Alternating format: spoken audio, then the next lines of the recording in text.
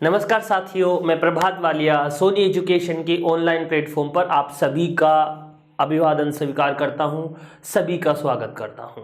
दोस्तों, ये हमारी टेक्निकली लास्ट क्लास है। ये टॉपिक मैं इसलिए बता रहा हूं आपको क्योंकि इसके प्रश्न जनरल एग्जाम में पूछे जाते हैं। मैंने आपको इंटरनेट टेक्नोलॉजी वाले पेपर के बारे में बहुत सारी बातें की। दोस्तों, आज की इस क्लास से पहले राजस्थान पुलिस का एग्जाम हो चुका है। मैंने बाकी जितनी भी क्लासेस रिकॉर्ड की है उस सभी के सभी उस एग्जाम से पहले की है।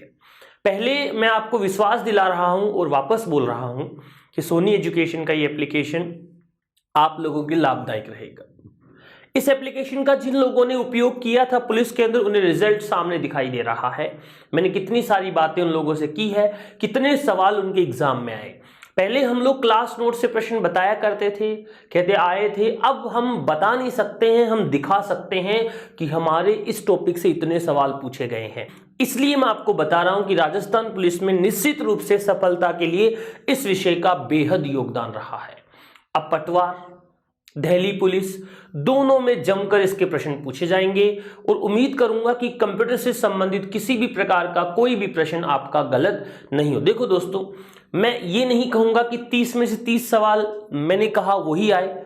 ये आप कहेंगे कि सर आपने जो बताया उसके सारे के सारे प्रश्न हमारे पेपर में काम आ गए। ठीक है, अब मैं कहूं कि 2 या 3 प्रश्न हर पेपर में व्यवहारिक होते हैं। इस क्लास में तो पहले मैंने जिक्र कर दिया है, लेकिन यहां पर मैं एक शब्द और बता रहा हूं। एक वर्ड यूज किया, सिमोस बैटरी। क्या वर्ड यूज किया? CMOS battery. राजस्थान पुलिस के पेपर में प्रश्न पूछा गया।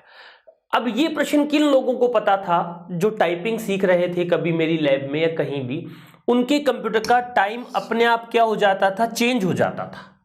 फिर कहा कि गुरुजी इसका टाइम अपने आप क्यों बदल रहा है? हम तो एक बार चेंज करते, रोज की दिक्कत आ रही है। तो भाई ये पुराना पीसी हो गया, इसकी जो सिमोस बैटरी सेल आती है वो खराब हो गया। ये सवाल पेपर में पूछा गया, तो ये एक व्यवहारिक प्रश्न हो गया। जिन लोगों ने कंप्यूटर का ज्ञान देखा है, नॉलेज देखा है, उनके लिए काम का था। दूसरी बात, आंसर की में बहुत सारी विभिन्नताएं थी, जो सही होने चाहिए थी वो नहीं है। अब कंप्यूटर के प्रश्नों के लिए कोई प्रमाणित बुक नहीं है। मेरी किताब में लिखा हुआ है वो बोर्ड मानेगा ही नहीं। मैं गूगल पे देख के बता रहा हूं, गूगल को भी बोर्ड नहीं मानता है। बोर्ड ये कहता है कि आप तो किसी हमारी प्रमाणित बुक में वो लाइन लिखी हुई दिखाओ। तो सेम लाइन किसी किताब में होती ही नहीं है मित्रों।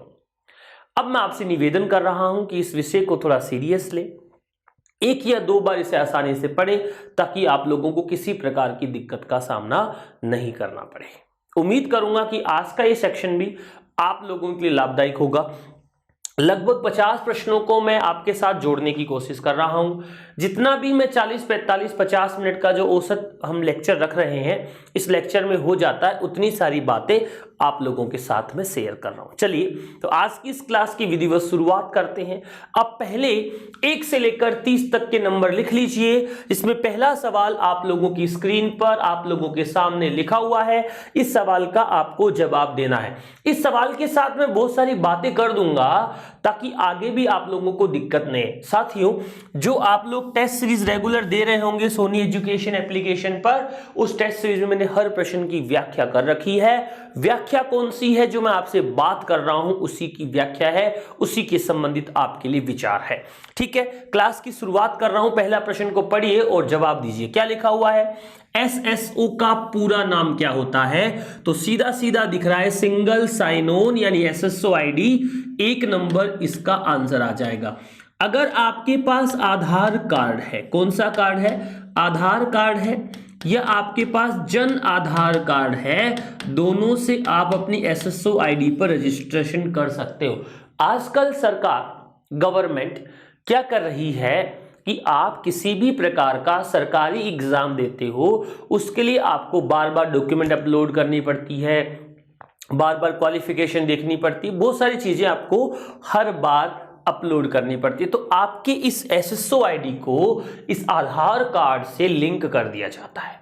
तो डिटेल ऑटोमेटिक आधार कार्ड से वेरीफाई हो जाती है, एड्रेस ऑटोमेटिक वेरीफाई हो जाता है, इमेज और साइन ऑटोमेटिक वेरीफाई हो जाते हैं। फ्यूचर में एक और फायदा इस आधार अनेबल सिस्टम यानी एसएसओ आईडी का होता है, क्या कि आप जब अंगूठा लगाओगे, जब आपकी आंखें स्कैन होगी, तो जब बचपन में जो छोटे में या पहले आपने जब आधार कार्ड बनाया था, जब आंखें स्कैन की थी, वो इसके अंदर काम आ जाएंगे। उम्मीद कर रहा हूं कि पहला सवाल आप लोगों के लिए बहुत आसान होगा। दोस्तों दूसरी बात, मेरा लक्ष्य इस पूरे सिलेबस में, आज अंतिम क्लास है, लगभग 50 से ऊपर क्लासें हम लोगों ने ली है। इस अंतिम क्लास में मैं आप लोगों को एक चीज समझा रहा हूं कि मैंने कभी ये कोशिश नहीं की है कि वो चीज आपको बताऊं जो आपको टिपिकल लगे। मैंने कभी आपको डिमोरलाइज करने की कोशिश नहीं की है, और ना ही मैंने क्लास के बीच में आपका 1 मिनट का भी समय खराब किया है। कोशिश मैंने केवल ये की है कि जो चीज स्क्रीन पर दिख रही है वो चीज आप लोगों को प्रॉपर तरीके से मैं डिलीवर कर पाऊं। ठीक है, आगे बढ़ रहा हूं अगले प्रश्न की तरफ। दूसरा प्रश्न आएगा, बताओ कोई मुश्किल सवाल है क्या?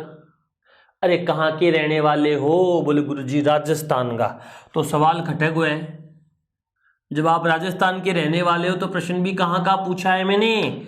प्रश्न भी गुरुजी आपने राजस्थान का ही पूछा है। तो बताओ भामाशाह कार्ड कौन से राज्य की पहल है? तो भामाशाह कार्ड भैया राजस्थान राज्य की पहल है, 1 नंबर। अरे महारानी वसुंधरा, ठीक है, किसने चालू किया था? इन्होंने भामाशाह कार्ड योजना को राजस्थान में शुरुआत की गई थी। ठीक है, आगे बढ़ सकते हैं। प्रश्न इतने आसान है कि आप स्क्रीन पर देखोगे, देखते ही आपको ऑटोमेटिक उनका जवाब दिख जाएगा। प्रश्न संख्या 3, मैं आपको लगभग 30 सेकंड का समय तो दे दूंगा जिससे आप पढ़ लें और जवाब दे दें। क्या कह रहा है? नागरिक ऑनलाइन माध्यम से रोजगार के लिए कैसे पंजीकरण कर सकता है? भाई इस समय तो सबसे बड़ा मुद्दा बेरोजगारी का है। किसी के पास रोजगार नहीं है, हम पढ़ाई करना चाहते हैं, हम आगे बढ़ना चाहते हैं, लेकिन हम आगे तैयारी कर रहे हैं, सरकार बार बार भर्तियां कैंसिल कर रही है, तो क्या हम रोजगार कार्यालय में पंजीकरण करवा सकते हैं क्या? या किसी रोजगार के लिए हम अप्लाई कर सकते हैं क्या? उसका क्या तरीका हो सकता है? पहला देखो, ई मित्रा से कर सकते हैं। बिल्कुल, हम आजकल ज्यादातर एप्लीकेशन फॉर्म किससे भरते हैं? ई मित्र की दुकान से ही भरते हैं। रोजगार विभाग द्वारा जो वेबसाइट जारी की होगी उससे भी कर सकते हैं। आरपीएससी करती है तो आरपीएससी की वेबसाइट पे कर पाओगे, एसएससी करती है तो आप एसएससी की वेबसाइट पर कर पाओगे। आगे बढ़ रहा हूं, बात अच्छे से करने की कोशिश कर रहा हूं, कोई दिक्कत नहीं है। ठीक है सर, चलिए क्या कह रहा है? एसएसओ के तहत एक नागरिक पंजीकरण कैसे कर सकता है? जब अभी 2 मिनट पहले सिंगल साइन ऑन मैंने बताया था आपको, तब मैंने कहा था कि अगर आपको अपनी एसएसओ आईडी बनवानी है तो आप कैसे बना सकते हैं, ये मैंने आप लोगों को बताने की कोशिश की थी। तो आप एसएसओ आईडी कैसे बना सकते हैं मित्रों? आप एसएसओ आईडी भामाशाह कार्ड के थ्रू भी पंजीयन रजिस्ट्रेशन करवा सकते हैं। आधार नंबर के थ्रू तो रजिस्ट्रेशन पंजीयन होता ही होता है। चलिए यहां तक सारी बातें क्लियर है क्या? हाँ सर, तो क्या आंसर आएगा बोलो? इसका आंसर सीधा सीधा कितने नंबर आ जाएगा? 3 नंबर आ जाएगा। कोई दिक्कत नहीं, आगे बढ़ जाऊं? Yes sir. चलिए जैसा आप बोल रहे हैं वैसा कर रहा हूं, और साथियों साथ ही साथ मैं आप सभी के उज्जवल भविष्य की कामना कर रहा हूं कि आप अपने एग्जाम में, आप अपने लक्ष्य की प्राप्ति में सफलता प्राप्त करें। दोस्तों मैंने जब आपको पिछली बार ये थ्योरी पढ़ाई थी तो बताया था कि राजस्थान के किसी भी मास्टर की, किसी भी अधिकारी की, किसी भी सरकारी कर्मचारी की, किसी भी स्कूल की हम शिकायत दर्ज करवा सकते हैं। ऐसा करना चाहते हो तो हम एक संपर्क पोर्टल ऐप बना हुआ है, उस ऐप पर जाकर ऐसा कर सकते हैं। उसका टोल फ्री नंबर दे रखा है, उससे भी ऐसा कर सकते हैं। पोर्टल पर जाकर भी ऐसे कर सकते हैं। उसकी मोबाइल एप्लीकेशन भी है, उस पर भी जाकर ऐसा कर सकते हैं। मतलब आप किसी कर्मचारी की शिकायत करना चाहते हैं तो शिकायत करने की खूब सारे तरीके हैं, जिन तरीकों से आप राज्य सरकार के किसी भी कर्मचारी की शिकायत या कंप्लेन कर सकते हो। ठीक है, आगे बढ़ जाऊं? ठीक है सर, बढ़ जाइए। देखो क्या आंसर होगा इसका? 4 नंबर, यानी उपरोक्त सभी इस सवाल का जवाब होगा। ठीक है दोस्तों, 4 के बाद कौन से नंबर पे चलते हैं भैया? हम 5 नंबर पर। ठीक है क्या सवाल है भैया? ईपीडीएस का पूरा नाम क्या होता है? अरे आजकल बीपीएल ने सरकार चावल दे, चीनी दे, दाल दे, सब चीज देती है। कोरोना काल में तो पैसे भी डालने हैं गवर्नमेंट ने भाई, दोस्त मेरे। तो अब वहां पर इस माध्यम से डिस्ट्रीब्यूशन किया जाता है, मशीन वहां पे काम में ली जाती है। उस मशीन को क्या कहते हैं? पर्सनल कुछ नहीं होता है, पेमेंट्स कुछ नहीं होता है, ई पब्लिक डिस्ट्रीब्यूशन सिस्टम सरकार ने जारी कर रखा है, जिसे हम ईपीडीएस का नाम देते हैं। ठीक है, क्या आंसर आएगा बोलो इसका? 3 नंबर। ठीक है, इस कोरोना वैश्विक महामारी ने पूरी अर्थव्यवस्था, पूरे देश को खराब कर दिया है। मोदी जी ने जब नोटबंदी की थी तब उनके मन में विजन था कि मुझे काला धन वापस लाना है। उससे पहले उन्होंने सभी का जन धन के तहत खाता खुलवा दिया, ताकि जब नोटबंदी करे तो लोग ये नहीं कहे सर मेरा बैंक खाता ही नहीं है, मैं काय में पैसे डलाऊं। कुछ विचार उन लोगों ने अपने मन में बनाए और बताए। ठीक है सर, कोई बात नहीं, आगे बढ़ जाते हैं। उन विचारों को एक बार साइड में छोड़ देते हैं, छोड़ दो भैया। 6 के बाद कौन सा सवाल है बोलो? सवाल नंबर 7। पढ़ाई हुई बातें हैं सारी, आपको मैं ये टेक्नोलॉजी वाले सवाल करवा रहा हूं, तो अगर आपको सवाल समझने में दिक्कत आ रही है तो आप एक बार इस क्लास को रोककर पहले थ्योरी पढ़ लें। या आप ये चाहते हैं कि सर भाई मैं तो पहले प्रश्न पढ़ूंगा, बाद में थ्योरी संभालूंगा और फिर बाद में प्रश्न पढ़ूंगा, 3 बार पढ़ूंगा मैं, हाँ ऐसा कर लो। नया pan card personal account number क्या होता है? मतलब पैन कार्ड का मतलब क्या होता है? Personal account number. मेरे कहने का मतलब क्या हुआ कि आप भैया आईटीआर भरते हो ना, इनकम टैक्स रिटर्न फाइल करते हो, या कितने पैसे कमा रहे हो, कितने पैसे खर्च कर रहे हो, इन सभी का बायोडेटा आपको सरकार को देना होता है। इसके लिए आपको पता है किसका इस्तेमाल करना होता है? इस पैन कार्ड का यूज करना होता है। ठीक है, क्या आंसर आएगा इसका? पैन कार्ड के लिए 49A आपका फॉर्म होता है, 1 नंबर इसका आंसर आ जाएगा। आ रही है बात समझ में? हाँ, मेरा उद्देश्य टेस्ट लेना थोड़ी है, टेस्ट तो आपको एप्लीकेशन में और मिलेंगे। मेरा उद्देश्य है कि जो प्रश्न इस टॉपिक के बन सकते हैं उन प्रश्नों का क्या देना? जवाब देना। क्या कह रहा है? भारतीय रेल IRCTC के संदर्भ में पीएनआर क्या है? पीएनआर नंबर होते हैं पैसेंजर नेम रिकॉर्ड, सीधा सीधा मतलब यही है। उसके नाम के बारे में, डेट ऑफ बर्थ के बारे में थोड़ी सी जानकारी रहती है, जो आप फॉर्म में फिल करके अगले को देते हो, उतनी जानकारी यहां से हम लोगों को मिल पाती है। क्या आंसर आएगा इसका? 1 नंबर। राष्ट्रीय मतदाता नेशनल वोटर सर्विस पोर्टल क्या कहेंगे? National voter service portal, NVSP क्या है? दोस्तों अभी पंचायत समिति के चुनाव राजस्थान में हो रहे हैं। इससे पहले विधानसभा के चुनाव बिहार में हुए, इससे पहले राजस्थान में भी जयपुर नगर निगम के चुनाव हुए। अब दोस्तों मैं क्या बता रहा हूं, वहां पर मतदाताओं को अपना वोट बनाना था, तो उन्हें इस पोर्टल की सहायता से वोट बनाने की अनुमति थी। क्या कह रहा है? कर्मियों का पहचान पत्र नहीं था भैया, चुनाव का फोटो पहचान पत्र है, जो आप चुनाव में वोट डालने के लिए अपने लिए बनवाते हैं। आइडेंटिटी कार्ड जी को है, वो NVSP के द्वारा हम लोग अप्लाई कर सकते हैं। उसमें कोई भी संशोधन करना चाहे तो संशोधन भी कर सकते हैं। चलिए कोई बात नहीं, आगे बढ़ रहा हूं।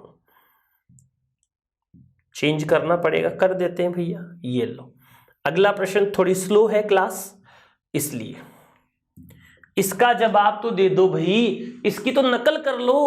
कैसे गुरुजी नकल कैसे कर ले? अरे एग्जाम में साफ कही जाए कि आधार कार्ड सबको लेकर आना है, आइडेंटिटी प्रूफ। आधार कार्ड है, जेब मुकाड़े के नंबर गिन लियो कितना है। ठीक है, 12 अंकों की या 12 संख्या का कार्ड होता है, बिल्कुल ठीक बात है।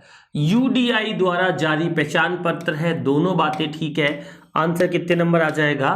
3 नंबर आ जाएगा। ठीक है बात? Yes sir. आगे बढ़ जाइए, बिल्कुल बढ़ जाते हैं भैया। अगले सवाल को पढ़िए।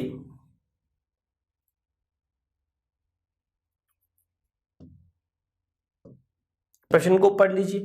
निम्नलिखित में किस अवसर पर राष्ट्रीय मतदाता सेवा पोर्टल एनवीएसपी की शुरुआत की गई है? राष्ट्रीय चुनाव दिवस, राष्ट्रीय सामाजिक सेवा दिवस, राष्ट्रीय मतदाता दिवस। कब मनाया जाता है भैया? 25 जनवरी को मनाया जाता है। इसी दिन इस पोर्टल की क्या की गई है? शुरुआत की गई। किसकी? एनवीएसपी की। ठीक है सर, बात आप समझा रहे हैं और हम अच्छे से इसे समझ भी रहे हैं। ठीक है दोस्तों, मैं भी चाहता यही हूं। अब बोलो, ये प्रश्न इस बार राजस्थान पुलिस के पेपर में ऐसा का ऐसा आया। इसमें से कौन सा कंप्यूटर से हार्ड कॉपी प्रिंट करने का काम करता है? बोलो, हार्ड कॉपी कौन प्रिंट करता है भाई? हार्ड कॉपी क्या होता है? जो हमें प्रिंटर से क्या होकर मिल जाता है साथियों? प्रिंट होकर मिल जाता है। उसे हम किस नाम से जानते हैं? हार्ड कॉपी से। और जो हमें मॉनिटर की स्क्रीन पर दिखाई देता है उसे हम किस नाम से जानते हैं? सॉफ्ट कॉपी के नाम से जानते हैं। तो बताओ, क्या कह रहा है कि हार्ड कॉपी कौन प्रिंट करके देगा? तो हार्ड कॉपी प्रिंट करने का काम किसका होता है दोस्तों? प्रिंटर का होता है। 2 नंबर आ जाएगा। फैक्स भी प्रिंट करता है, फैक्स भी निकाल देता है, लेकिन फैक्स में लिखी गई सूचनाएं कुछ समय बाद हट जाती है। आगे बढ़ रहा हूं अगले प्रश्न की ओर। काफी बड़ा हो गया, कोई बात नहीं भैया। 12 के बाद 13 नंबर। क्या कह रहा है? माइक्रोसॉफ्ट ऑफिस पिक्चर मैनेजर है मूल तस्वीर प्रबंध सॉफ्टवेयर। एक आवेदन जो स्कैन किए गए दस्तावेजों को संपादित करने में सहायक होता है। एक स्कैनिंग और ओमिभार आदेश, इनमें से कोई नहीं। ऑफिस का पिक्चर मैनेजर क्या करता है? तस्वीर मैनेजमेंट का काम करता है। इमेज को एडिट करना, साइज कम ज्यादा करना, कोई इमेज पहले से पड़ी है उस इमेज को काटना, ऐसे सारे काम इसके द्वारा किए जा सकते हैं। आगे बढ़ रहा हूं अगले प्रश्न की ओर।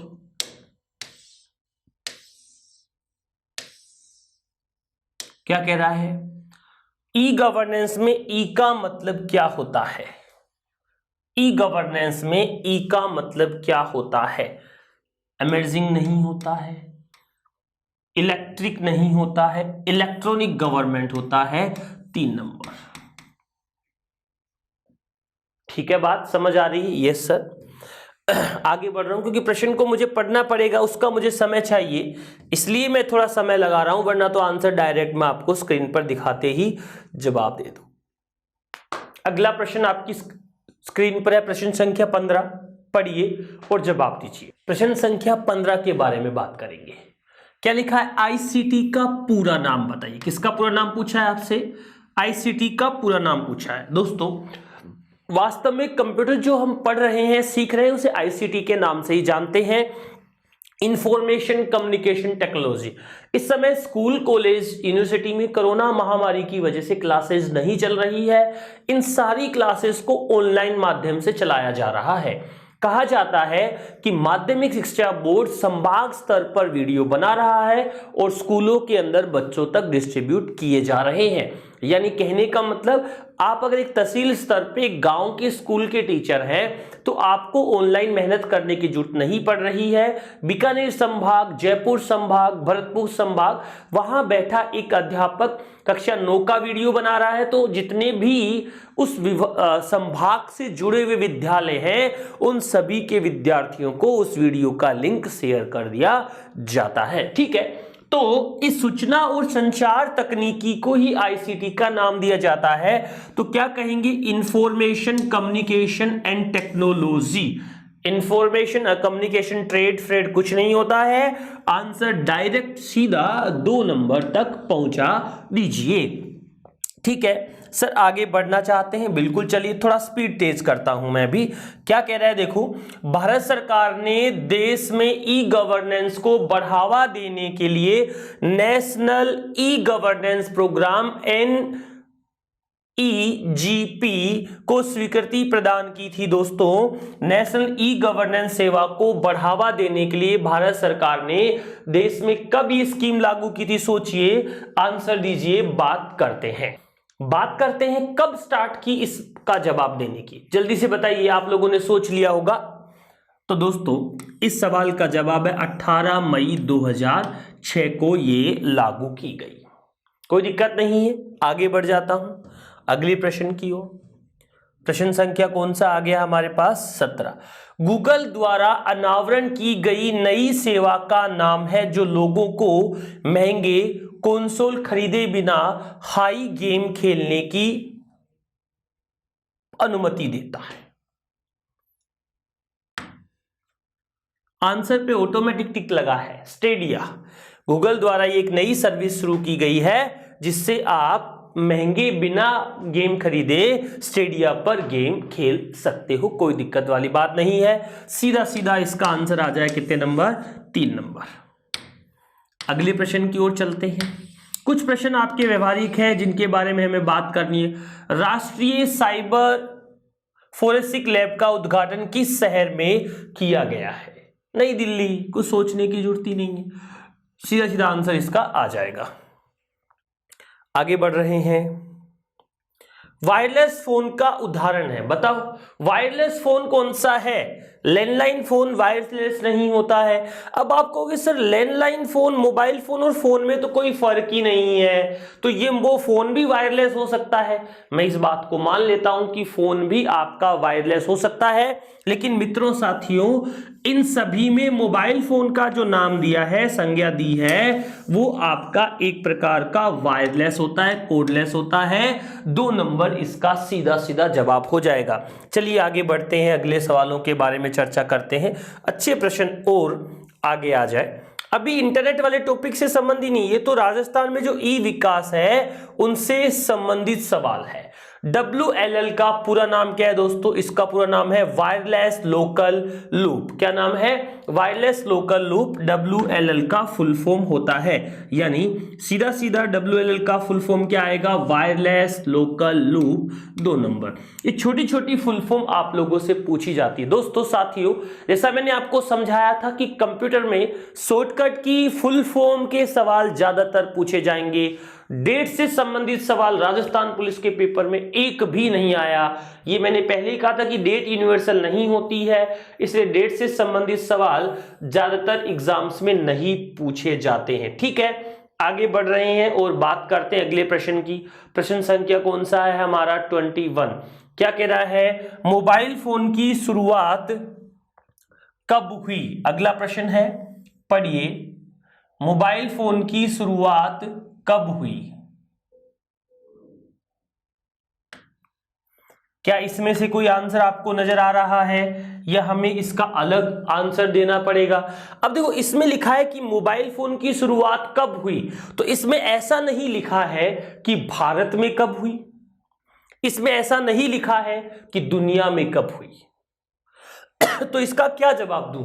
अगर मैं इसमें ऐसे लिख देता इसकी जगह पर 4 नंबर पे कि मोबाइल फोन की शुरुआत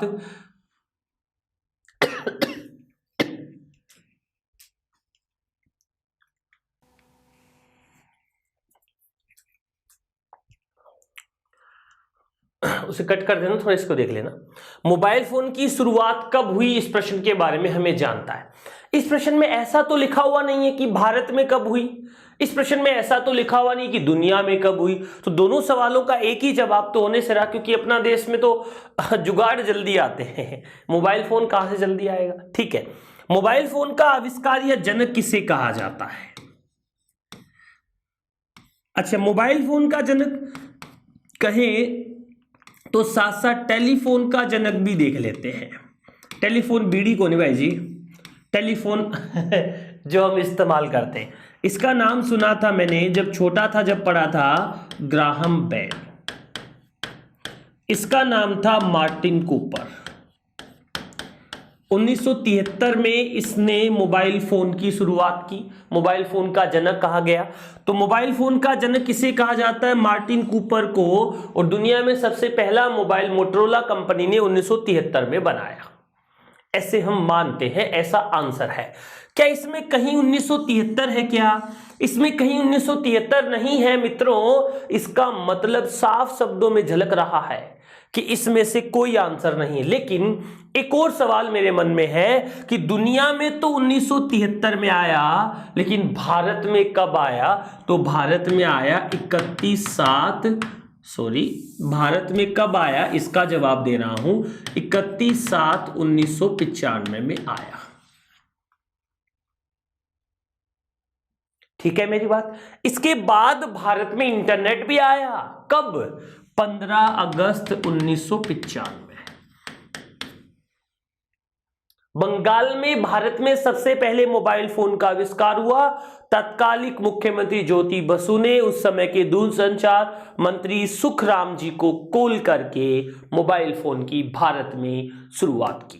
ठीक है, इसका मतलब इस सवाल का जवाब क्या होगा? इनमें से कोई नहीं। ये कंफ्यूजिंग प्रश्न था। अगर मैं यहां पर 1973 करता और यहां पर 1995 करता तो आप रिट लिए फिरते कि गुरुजी रिट लगानी है, प्रूफ दो, क्योंकि अलग अलग जगह पर अलग अलग सवालों का जवाब बनता है। ठीक है, आगे बढ़ जाएं जी, बढ़ जाइए। प्रश्न संख्या कौन सा है हमारा? 22। भागे कहां जा रहा है भैया? एमएनपी से तात्पर्य क्या है? मोबाइल जियो की सिम रखता हूं, नेटवर्क नहीं आता गुरुजी, जियो धीरे चलने लग गया, एयरटेल करवा ले। एयरटेल में क्या कराऊं गुरुजी? एमएनपी करवा ले। मोबाइल नंबर पोर्टेबिलिटी बोलते हैं, मोबाइल नंबर पोर्टेबिलिटी को ही एमएनपी के नाम से जाना जाता है। ठीक है, क्या आंसर आएगा बोलो? 1 नंबर। ठीक है, चलिए आगे बढ़ रहा हूं। अगले सवाल, स्वान से क्या तात्पर्य है? राज्य सरकार क्या चाहती है, गवर्नमेंट क्या चाहती है कि हर एक जो ग्राम पंचायत है, हर एक मैं कह दूं पंचायत समिति है, हर एक जिला न्यायालय है, जिला जो अधिकारी बैठते हैं, जिला जो आपके कर्मचारी बैठते हैं, उन सभी को गांव से भी जोड़ा जाए, पंचायत समिति तक इंटरनेट जाए। इसलिए हर सरकार में, राज्य सरकार की मैं बात कर रहा हूं, एक नया नेटवर्क स्टार्ट किया, जिसे स्वान के नाम से जानते हैं, कहा जाता है स्टेट वाइड एरिया नेटवर्क, यानी स्वान। इस सवाल का सीधा सीधा जवाब कितने नंबर हो जाएगा? 2 नंबर। आगे बढ़ रहे हैं, थोड़ी और बातचीत करने की कोशिश करते हैं। अच्छा प्रश्न बना रहा हूं, समझ आ जाएगा। सूचनाओं का राजपथ किसे कहा जाता है? इंफॉर्मेशन सुपर हाईवे किसे कहा जाता है? आप सीधा सीधा जवाब देंगे इंटरनेट को, क्योंकि इस पर हर प्रकार की सूचनाएं हम लोग प्राप्त कर सकते हैं। इसलिए दोस्तों साथियों, सूचनाओं का राजपथ जो है, इंफॉर्मेशन सुपर हाईवे जो है, इंटरनेट को कहा जाता है।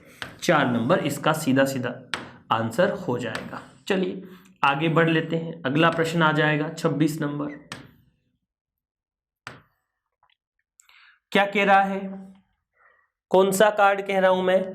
भामाशाह कार्ड में किस टेक्नोलॉजी का प्रयोग किया जाता है? पहला 4G, दूसरा कोर बैंकिंग, तीसरा बायोमेट्रिक आइडेंटिफिकेशन। तीनों चीजों का जनरली उपयोग होता है, लेकिन 4G से संबंधित अगर हम बात करें तो 4G एक नेटवर्क का प्रकार है। इस नेटवर्क का उपयोग करके हम बैंकिंग सर्विसेज का यूज करते हैं या बायोमेट्रिक आइडेंटिफिकेशन का यूज करते हैं। ये जनरल बातें हम लोग वहां पर समझते हैं और करते हैं। तो कोर बैंकिंग ठीक जवाब होगा, बायोमेट्रिक आइडेंटिफिकेशन ठीक जवाब होगा। 2 और 3 यानी 4 नंबर सीधा सीधा इसका क्या हो जाएगा साथियों? आपका आंसर हो जाएगा। कोई दिक्कत वाली बात यहां तक नहीं? समझ आ रहा है? बोले यस सर। आगे बढ़ जाए, बढ़ जाइए। ठीक है, अब आप सोचोगे सर 4G क्या है? तो 4G किसी भामाशाह कार्ड से संबंधित नहीं है। 4G आपका नेटवर्क टेक्नोलॉजी है, यानी हम मोबाइल इंटरनेट या मोबाइल कॉलिंग के लिए 4G, 3G, 2G इनका इस्तेमाल करते हैं। ठीक है, आगे बढ़ जाइए सर, कोई दिक्कत नहीं है। इसमें से कौन सा एक ई गवर्नेंस एप्लीकेशन का प्रकार नहीं है? B2C, C2C, B2B और G2E। अब G2E क्या होता है? G2E कुछ भी नहीं है, सीधा सीधा इसका जवाब क्या हो जाएगा? 4 नंबर, कोई भी ई कॉमर्स या ई गवर्नेंस एप्लीकेशन नहीं है। अगला प्रश्न है प्रश्न संख्या 28। निम्नलिखित में से क्या ई गवर्नेंस आधारित सेवाओं का लाभ है? क्या क्या ई गवर्नेंस की जो सेवाएं होती है, सर्विस होती है, उनको फायदा होता है हमें? एक है ट्रांसपेरेंसी बनी रहती है, अकाउंटेबिलिटी बनी रहती है, गति तेज रहती है। उपरोक्त सभी 4 का 4 इसका आंसर हो जाएगा। ट्रांसपेरेंसी का मतलब है कि अगर हम किसी चीज के लिए ऑनलाइन अप्लाई करते हैं मित्रों, तो हमें उस कंडीशन में उसका पारदर्शी रिजल्ट रहता है। मतलब भाई कब अप्लाई किया, उसकी एप्लीकेशन आती है, कब तक वो चलेगी, उसके बारे में सारी जानकारियां उसके अंदर रहती है। अकाउंटेबिलिटी का मतलब होता है भाई हम गणना कर सकते हैं, काउंट कर सकते हैं, हिसाब ले सकते हैं ऑनलाइन का, ये फायदा भी रहता है।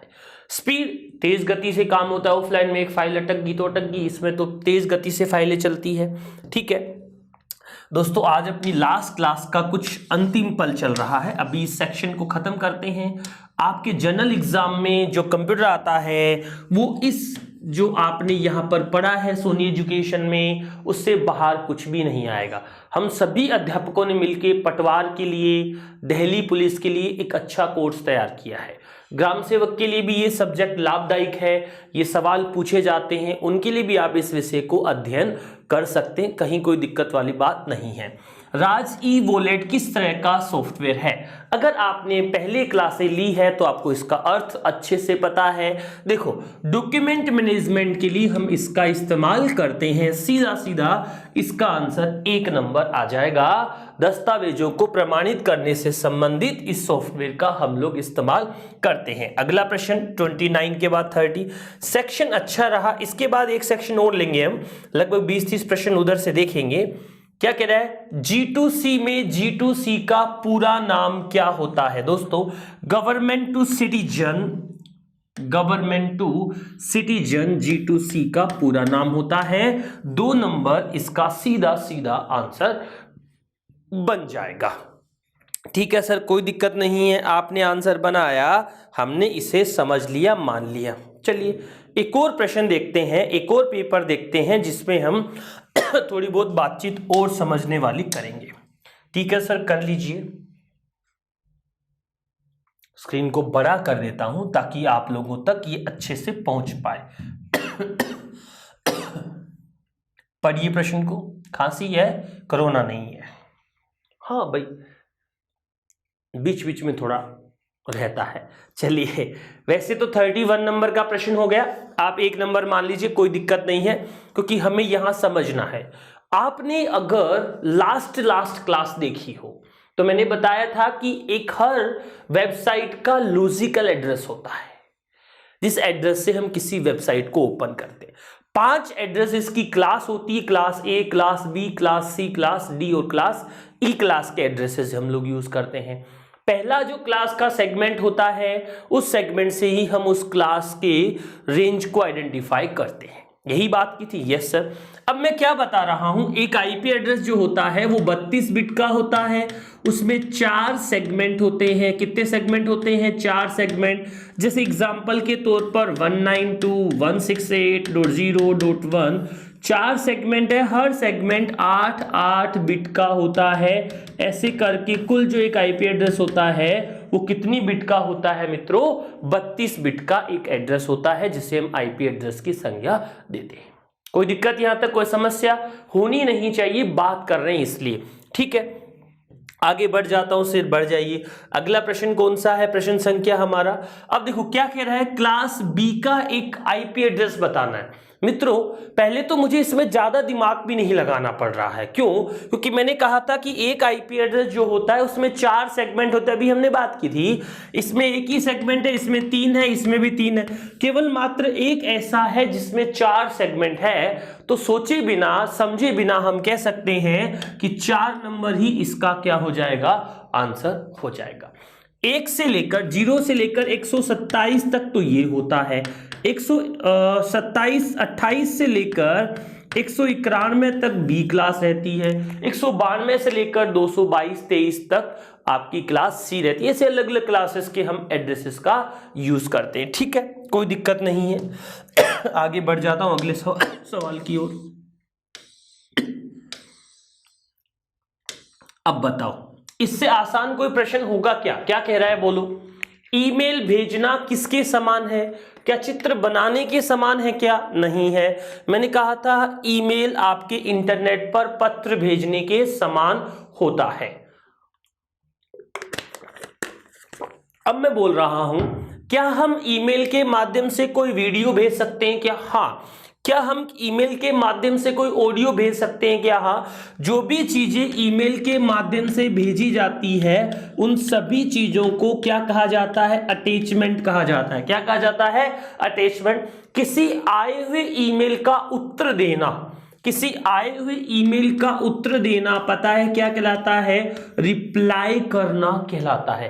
किसी आए हुए ईमेल को किसी दूसरे व्यक्ति को भेजना पता है क्या कहलाता है? फॉरवर्ड करना कहलाता है। आप किसी व्यक्ति को ईमेल भेजना चाहते, ईमेल लिख रहे हैं, ऐसा करना कंपोज करना कहलाता है। सुन रहे हो क्या मेरी बात? क्या कहा? ईमेल के साथ जो भी हम सामग्री अटैचमेंट करके भेजते हैं उन्हें हम अटैचमेंट कहते हैं। किसी आए हुए ईमेल का उत्तर देना रिप्लाई करना कहलाता है। और अगर मैं कहूं किसी आए हुए ईमेल को किसी दूसरे व्यक्ति को भेजना क्या कहलाता है, तो आप कहेंगे सर फॉरवर्ड करना कहलाता है। और किसी व्यक्ति को ईमेल भेजना, नया ईमेल बनाना, कंपोज करना कहलाता है। मैं मेरी ईमेल आईडी बताता हूं, वालिया प्रभात, ये मेरी ईमेल आईडी है @gmail.com। ये मेरा यूजर नेम है, आगे वाला सर्विस प्रोवाइडर का नाम है और इन दोनों के बीच में @ लगा हुआ होता है जो हर एक ईमेल एड्रेस के लिए अनिवार्य हिस्सा, महत्वपूर्ण पार्ट होता है। ठीक है दोस्तों, अगला प्रश्न, प्रश्न संख्या देखो, निम्न में से पेची server free open source server कौन सा है? अपाचे। पेची की जगह पर मैं एक वर्ड यूज कर लेता हूं, कौन सा? ओपन सोर्स सर्वर है, ऐसे कर देता हूं।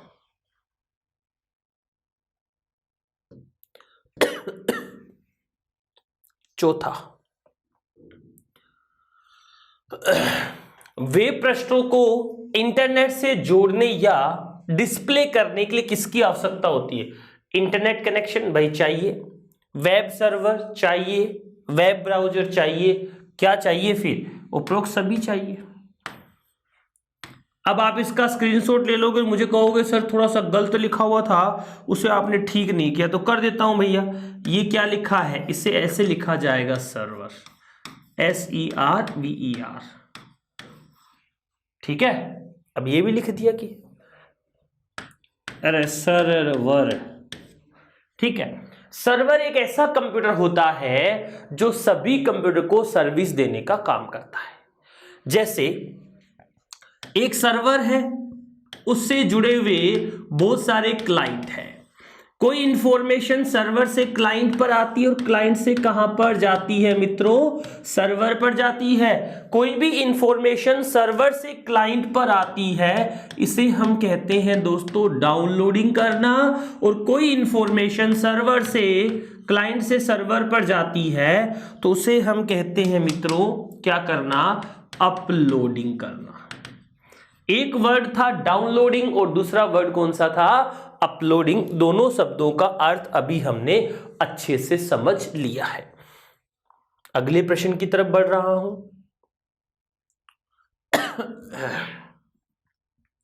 आप भी जानते हैं क्या कह रहा है, ये क्या सवाल बनाया है इसने, पढ़िएगा। मैं इसे रोक देता हूं, स्क्रीन को पढ़कर जवाब देने की कोशिश कीजिएगा। क्या कह रहा है? कंप्यूटर व इंटरनेट संसाधनों का अनधिकृत बिना अनुमति उपयोग करने वाले लोगों को क्या कहते हैं? हैकिंग या हैकर का नाम दिया जाता है कि हैकर ऐसे व्यक्ति होते हैं जो अनऑथराइज्ड, बिना अनुमति आपके डेटा का, आपके नेटवर्क का, आपके कम्युनिकेशन का उपयोग करते हैं। ठीक है, कोई बात नहीं, आगे बढ़ जाइए, और बात आ जाएगी ऐसी तो बहुत सारी। पोर्टल शब्द किससे जुड़ा हुआ है भाई? हिंदी पढ़ा कि इंग्लिश? अरे हिंदी पढ़ा रहा हूं कि इंग्लिश गुरुजी? समझ को नहीं आ रही क्या पढ़ा रहे हो? अरे कंप्यूटर पढ़ा रहे हो भाई जी, ठीक है। तो कंप्यूटर में पोर्टल का शब्द भवन निर्माण तो नहीं होगा भाई, कंप्यूटर वायरस हो सकता है, औषधि भी नहीं होगा, वायरस से तो दुखी है भाई, इसी कारण से तो ये सब चल रहा है। आंसर क्या आएगा बोलो? पोर्टल किससे जुड़ा हुआ शब्द है? इंटरनेट से जुड़ा हुआ है। किसी भी वेबसाइट को, किसी वेबसाइट जो ओपन होती है उस एड्रेस को हम पोर्टल के नाम से जानते हैं जहां पर सूचनाओं को हम एक्सेस करते हैं, ठीक है। कोई बात नहीं, आगे बढ़ते हैं। 7 के बाद 8वां, पहला व्यावसायिक वायरस निम्न में से कौन सा है? ज्यादा सोचने की जरूरत नहीं है। पहला व्यावसायिक वायरस ब्रेन वायरस है, और पहला भारतीय वायरस कौन सा है दोस्तों? Happy birthday. याद रह जाएगी बात क्या? अरे याद रखने के लिए बता रहा हूं कि भारत का पहला वायरस कौन सा है? Happy birthday. एक बेंगलोर का डॉक्टर था जिसको किसी ने भी उसके जन्मदिन पर विश नहीं किया, उसको गुस्सा आया, उसने एक वायरस बनाया जिसका नाम रखा हैप्पी बर्थडे। आगे चलते हैं, इसका आंसर तो हो गया ब्रेन वायरस। अब देखो, ये सवाल है कॉन्फिडेंस वाले प्रश्न। अब ये सवाल मैं बहुत पहले करवा देता क्या जाता, आज ही क्यों करवा रहा हूं? इसका कारण है कि अंतिम क्लास में आप में कूट कूट के विश्वास भर दिया जाए, मार मार के कहे कि विश्वास है कि हमें कंप्यूटर आता है। चलिए दोस्तों, आगे बढ़ रहा हूं, वापस बताने की कोशिश कर रहा हूं। क्या कह रहा है? HTML का फुल फॉर्म बताना है, hyper text markup language. Answer तो यही है। कई बार क्या होता है, एक जैसे 2 आंसर हो जाते हैं, या पढ़ने में कई बार गलती हो जाती कि टेक्स्ट पढ़ना था, मैं पढ़ कुछ और लेता हूं, तो आप नीचे वाले भी चेक कर लें, लेकिन आपको आगे जाने की जरूरत नहीं, सीधा सीधा इसका जवाब आपको यहीं से मिल जाएगा। आगे बढ़ सकता हूं? जी बढ़ जाइए सर, कोई बात नहीं। चलिए पेंसिल चेंज कर लूं, इस पे हाथ लगा दूं, फिर आगे जाएंगे। क्या कह रहा है? यहां पर एक ऐसी विशिष्ट संख्या, दिख नहीं रहा, कोई बात नहीं, नीचे कर देता हूं। अब देखो,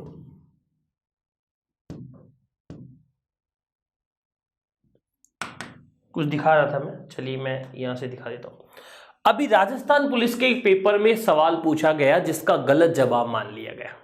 मैंने एक वेब ब्राउजर खोल रखा है और मुझे कह रहा है कि कोई पेज ढंग से काम नहीं कर रहा, तो मैं उसे क्या करूं कि रिफ्रेश कर लो। भाई साहब, रिफ्रेश का ऑप्शन नहीं आता, रीलोड का आता है। इस पे क्लिक करो, रीलोड हो गया, और रीलोड होते ही स्क्रीन स्टार्टिंग पे चली गई जहां पर थे।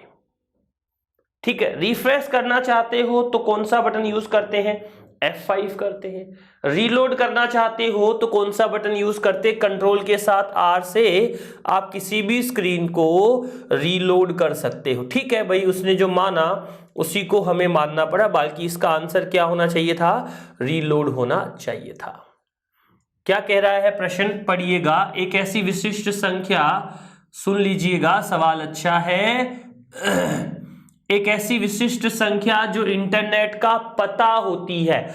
दोस्तों, अगर संख्या नहीं दिया होता तो मैं इंटरनेट का पता URL बता देता। अगर संख्या शब्द नहीं दिया होता तो मैं इंटरनेट का पता है उसे क्या बता देता? URL बता देता। ठीक है, लेकिन अब इसका आंसर क्या होगा? 3 नंबर यानी IP एड्रेस। ठीक है, मेरी बात सीधा सीधा बोला हूं भैया, और कुछ नहीं। आगे बढ़ रहा हूं अगले सवाल के लिए। क्या कह रहा है? सूचना शेयर करने के लिए एक दूसरे कनेक्टेड या 2 से अधिक कंप्यूटर से बनता है। राउटर बनता है क्या? नहीं। क्या बनता है? क्या बनता है? कंप्यूटर नेटवर्क बनता है। क्या वो आपस में केवल सूचना यानी डेटा यानी सॉफ्टवेयर ही शेयर करते हैं क्या? क्या नेटवर्क में जुड़े हुए कंप्यूटर आपस में हार्डवेयर शेयर नहीं करते क्या? क्या नेटवर्क में जुड़े हुए कंप्यूटर बिना शेयरिंग के बात नहीं करते क्या? दोस्तों, तो क्या बता रहा हूं कि एक ऐसा उद्देश्य, मतलब चाहे जिसमें डेटा से संबंधित हो, चाहे वो हार्डवेयर से संबंधित हो, उसे फुलफिल करने के लिए हम कनेक्शन बनाते हैं, दोस्त बनाते हैं। दो या दो से अधिक कंप्यूटर को आपस में फिजिकली या मैं लॉजिकली कनेक्ट करता हूं, उसे हम किसका नाम देते हैं? Computer network. सीधा सीधा इसका आंसर कितने नंबर आ जाएगा दोस्तों? 3 नंबर आ जाएगा। आगे बढ़ रहा हूं, समझाने की कोशिश कर रहा हूं। अगला प्रश्न, प्रश्न संख्या टेक्निकली तो ये 12 है, लेकिन वैसे 42 नंबर का होगा। 30 पहले कर लिए, एक ही आगे आ गया, ठीक है। नेटवर्किंग शब्दावली में हैंडशेकिंग का अर्थ क्या होता है? नेटवर्किंग शब्दावली में हैंडशेकिंग का अर्थ होता है कनेक्ट करना, जोड़ना। कंप्यूटर जो है उसको हब से या स्विच के माध्यम से आपस में क्या कर देना? कनेक्ट कर देना, हैंडशेकिंग कहलाता है, ठीक है। आगे बढ़ रहा हूं अगले सवाल की तरफ। प्रश्न संख्या कौन सा है? 11 के बाद 12 और 12 के बाद 13। क्या कह रहा है प्रश्न को देखिए कि ईमेल में बीसीसी का मतलब क्या होता है? बीसीसी कॉलम का अर्थ क्या है? बीसीसी कॉलम का अर्थ होता है दोस्तों टू का मतलब, सीसी का मतलब, बीसीसी का मतलब। ये जब हम किसी को ईमेल भेजते हैं तभी काम में लिया जाता है। तो किसी एक जने को ईमेल भेजने पर काम आता है। ये किस पे काम आता है? अधिक। सीसी का मतलब क्या होता है मित्रों? Carbon copy. और बीसीसी का मतलब क्या होता है? Blind carbon copy. सीसी का मतलब क्या हुआ? Carbon copy. और बीसीसी का मतलब क्या हुआ? ब्लाइंड कार्बन कॉपी हुआ। कोई दिक्कत नहीं है? यस सर, कोई दिक्कत नहीं है। तो कहां लिखा है ब्लाइंड कार्बन कॉपी? 2 नंबर। गुरुजी अब बताओ सीसी और बीसीसी में क्या फर्क होता है? जब मैंने ईमेल पढ़ाया था तो समझाया था। सीसी में सभी को ईमेल जाता है, बीसीसी में भी सभी को जाता है, लेकिन सीसी में तो आपस में सभी को अपनी मेल आईडी शो होती है, किसको ईमेल भेजा ये पता चलता है। लेकिन दोस्तों ब्लाइंड कार्बन कॉपी यानी बीसीसी में इस बात का पता नहीं चलता है, ठीक है, कोई बात नहीं। अगला प्रश्न 44 नंबर। कांग्रेस मत समझ लेना भैया, प्रश्न में कॉन्फ्रेंस लिखा है। अब भैया इस सवाल को तो मेरी दादी से पूछ लो, बता देगी। क्या बुआओं बात कराई करा दी किया? कॉन्फ्रेंस ले ले, पढ़ लो। एक ही समय में एक से अधिक लोगों से बात करना, बुआओं भी करनी, मेरों भी करनी, कॉन्फ्रेंस के जरिए ही उसका है। ये कुछ नहीं है, बाकी पढ़ने की जरूरत नहीं थी। एक जवाब था जो मुझे सामने दिख गया, मैंने आपसे ले लिया या आपको दे दिया। अगला प्रश्न,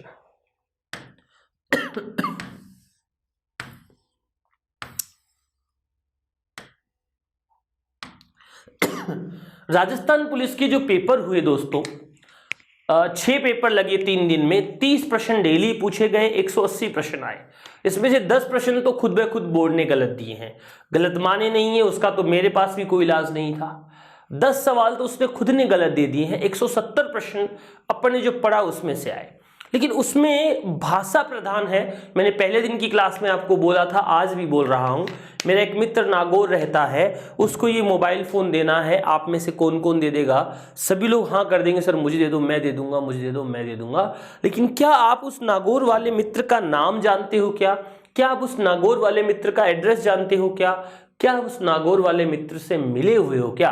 दोस्तों अगर आपने पहले कभी एग्जाम नहीं दिया, अगर आपको एग्जाम का सिलेबस नहीं पता, अगर आपको एग्जाम का पैटर्न नहीं पता, तो आप किसी एग्जाम को क्लियर नहीं कर सकते हैं। क्लियर करने के लिए आपको अच्छे से पढ़ाई पैटर्न का पता होना चाहिए।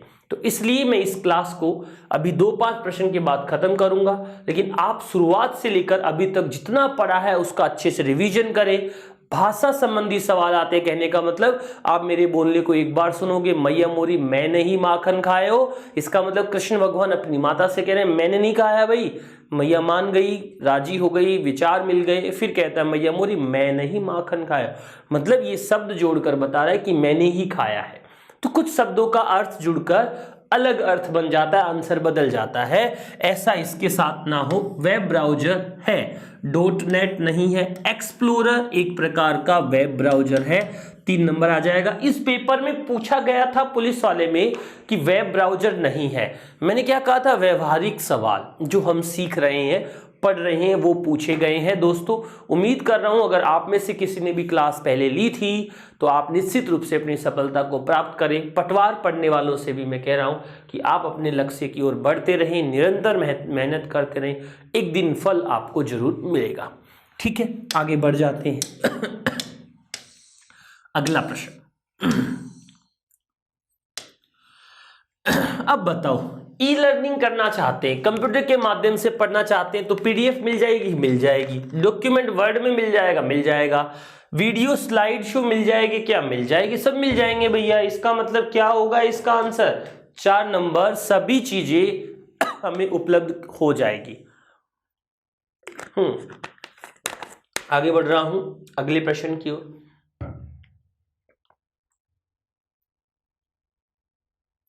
क्या कह रहा है, पढ़िए प्रश्न को, कंफ्यूज कर रहा है बंदा। राजस्थान सरकार की विभिन्न रिक्त भर्तियों के लिए, रिक्तियों के लिए आवेदन भरने में कहां आवेदन भर सकते हैं? आरपीएससी से भर सकते हैं, अधीनस्थ बोर्ड से भर सकते हैं, दोनों से भर सकते हैं। ये पूछ रहा है, ये कुछ नहीं है raj.gov.in, कुछ नहीं है, ये है www.rpsc वाला। तो क्या आएगा, 1 व 2 दोनों। देखो यहां आंसर तो इस पे भी दिख रहा है, लेकिन नीचे देखो, पढ़ो और 1 और 2 दोनों दे रखे, उनको पढ़ो, उससे आपका कंसेप्ट क्लियर हो जाएगा। अंतिम क्लास है, प्यास भी लग रही है, बात भी आप लोगों से कर रहा हूं, समझा भी आप लोगों को रहा हूं। उम्मीद कर रहा हूं सेक्शन आपको अच्छा लगा, सारी चीजें आप लोगों को समझ आई है। मैं मेरी कोशिश उम्मीदों पर खरा उतरा हूं। क्या कह रहा है, भारत और किस देश ने डिजिटल शिक्षा पहल पर सहयोग के लिए समझौता ज्ञापन किया है? दोस्तों तो भारत और जापान ने ऐसा किया है, दोनों मिलकर आगे बढ़ेंगे। 2 नंबर इसका आंसर होगा। अगला, अभी थोड़ी देर पहले कहा था सरकार चावल, चीनी, दूध, खीर, दही खीर कहाँ दे रही है यार, क्या क्या दे रही है, चावल दे रही है, चीनी दे रही है, कनक गेहूं दे रही है।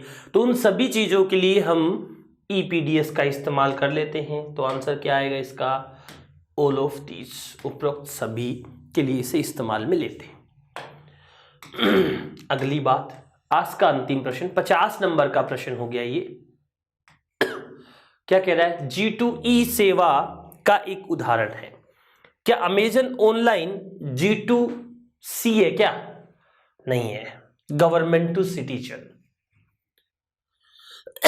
डीटीएच रिचार्ज है क्या? नहीं। मोबाइल रिचार्ज है क्या? नहीं। लीज रजिस्ट्रेशन ऑफ लैंड, आजकल आप अगर रजिस्ट्री करवाते हैं जमीन की तो आप कहां जाकर कराएंगे, आपको जेडीए जाना पड़ेगा और वो आपकी गवर्नमेंट की सर्विस होगी।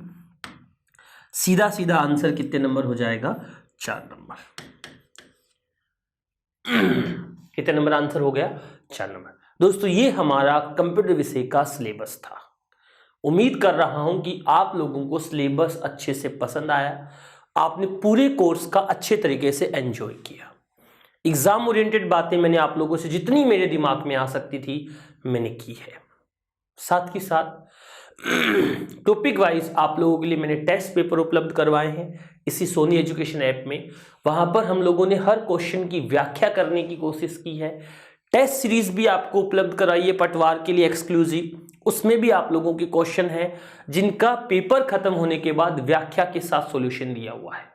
दोस्तों आप इस सिलेबस का आनंद उठाएं, साथ के साथ सोनी एजुकेशन की इस एप्लीकेशन को ज़्यादा से ज़्यादा लोगों के साथ शेयर कर दें ताकि ये रहे जितने लोगों तक हम पहुंचना चाहते हैं वहां तक हम पहुंच जाए। दोस्तों इस क्लास के लिए, इस सेक्शन के लिए आप सभी लोगों का धन्यवाद, इतना प्यार और स्नेह देने के लिए। किसी प्रकार की समस्या के लिए आप सोनी एजुकेशन एप्लीकेशन पर बात कर सकते हैं।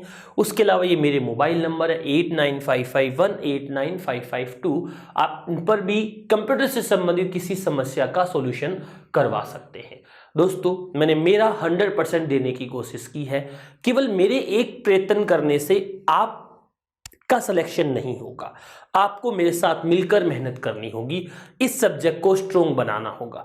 कुछ लोग कहते हैं सर पढ़ाई में मन नहीं लगता, कंटिन्यू इतनी देर कैसे पढ़े, क्या करें? तो उन लोगों को एक सजेशन दे रहा हूं, आप मॉड्यूल बना लें। आप एक सब्जेक्ट को 3 घंटे नहीं पढ़ सकते हैं तो आप आधा आधा घंटा, 20-20 मिनट, 25-25 मिनट आप पढ़ने की कोशिश कीजिए।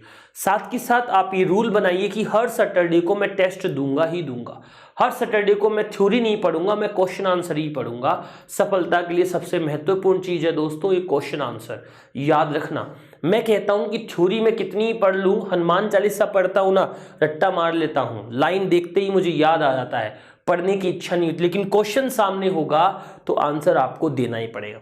आप किसी किताब से क्वेश्चन पढ़ते हो, दिक्कत ये आती, क्वेश्चन पढ़ते डायरेक्ट आंसर पढ़ लेते हैं, चाहे अगले का गलत हो हम तो आंसर याद कर लेते हैं। लेकिन टेस्ट देने से आपको फायदा क्या मिलेगा दोस्तों, कि आप लोगों का कंसेप्ट क्लियर होने के साथ साथ उस इंस्टेंट टाइम पर उस सवाल का जवाब देने की कैपेसिटी बढ़ेगी। दोस्तों मैं प्रभात वालिया, आपके कंप्यूटर विषय का अध्यापक, आप लोगों के पटवार, पुलिस, जूनियर अकाउंटेंट और साथ में कहूं ग्राम सेवक तक के सिलेबस का पूरा कवर आपको मैंने करवा दिया है। दोस्तों मेरे इस लेक्चर में इतना ही। आपके उज्जवल भविष्य की कामना के साथ मैं इस कंप्यूटर विषय के सेक्शन को यहीं पर समाप्त करता हूं। धन्यवाद।